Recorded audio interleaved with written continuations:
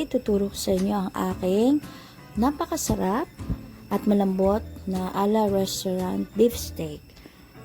So, ingredients you're gonna need is garlic, onions, butter, cream of mushroom,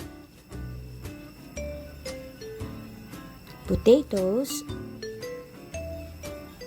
broccoli, steam or blanch, and slice or whole mushrooms. So for our first side dish is broccoli. So put a little bit of butter.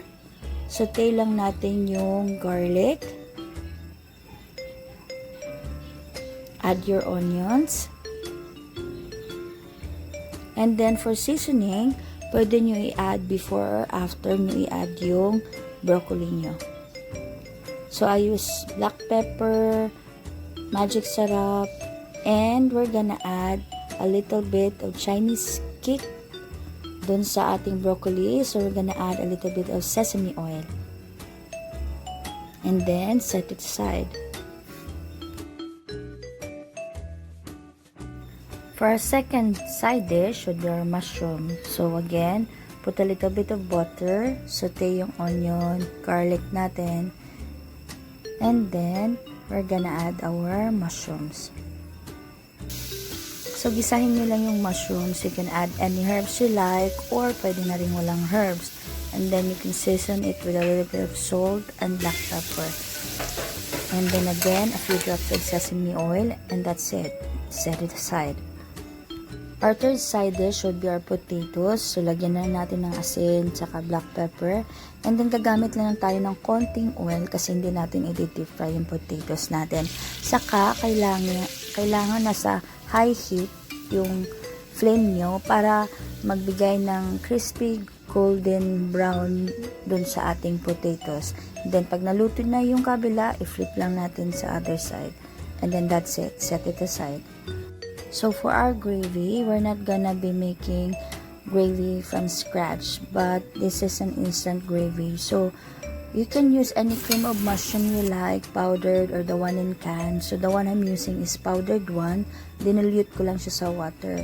So what we're gonna do is saute some garlic in a butter, and then add natin yung cream of mushroom natin, and then in a low fire, just keep on stirring, and then you can add a little bit of black pepper or seasoning depending sa taste na gusto nyo. So just keep on stirring until you find the thickness of the gravy that you like for your steak. So for our steak, dapat tandaan na dry yung meat natin at saka nasa room temperature. And then for seasoning, for some they just use salt and black pepper, and that's it. But for us, we're gonna use a combination of salt, my onion powder, garlic powder, a little bit of paprika, magic syrup, and I'm using also like black pepper and some herbs. So for the herbs, I'm using thyme. We're gonna rub all this seasoning on both sides of our meat.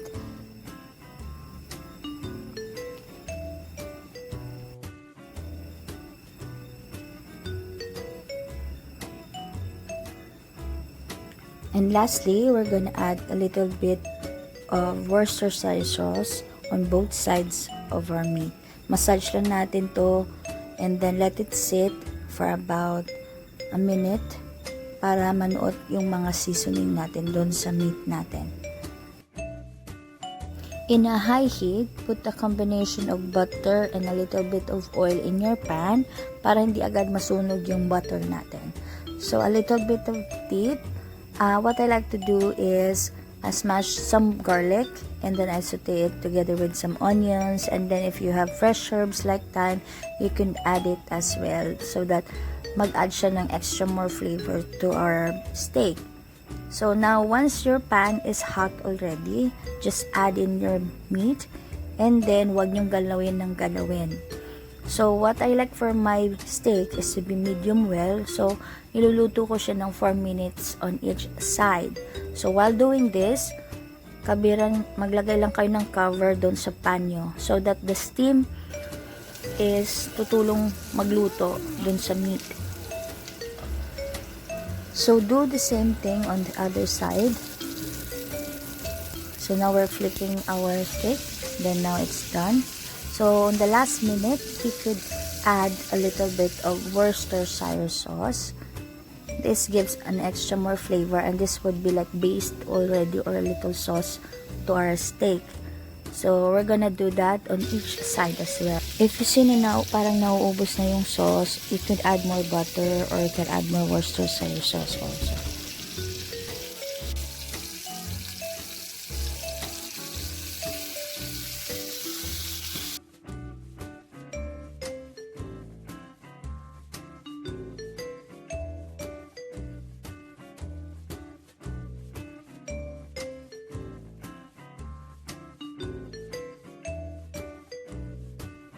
To make it more realistic na parang restaurant style, so what I like to do is I do some plating on my steak.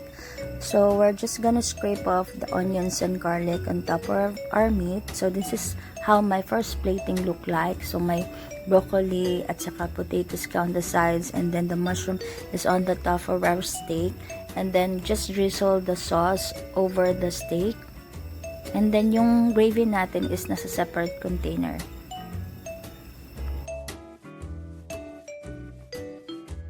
For our second plating, it actually looks exactly the same in the first plating that we have.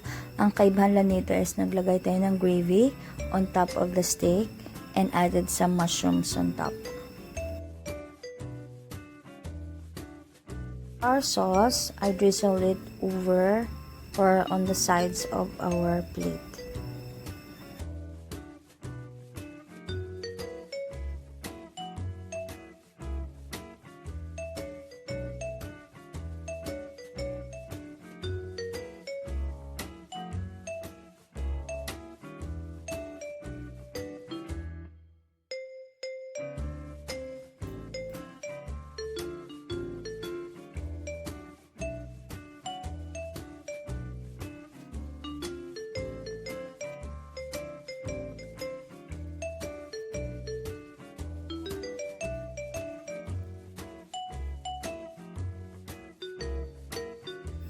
So, ayan guys, eto na yung ala restaurant beef steak natin. So, hopefully magustuhan nyo yung recipe.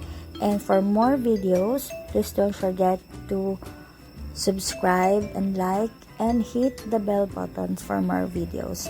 So, till next time guys, thanks for watching.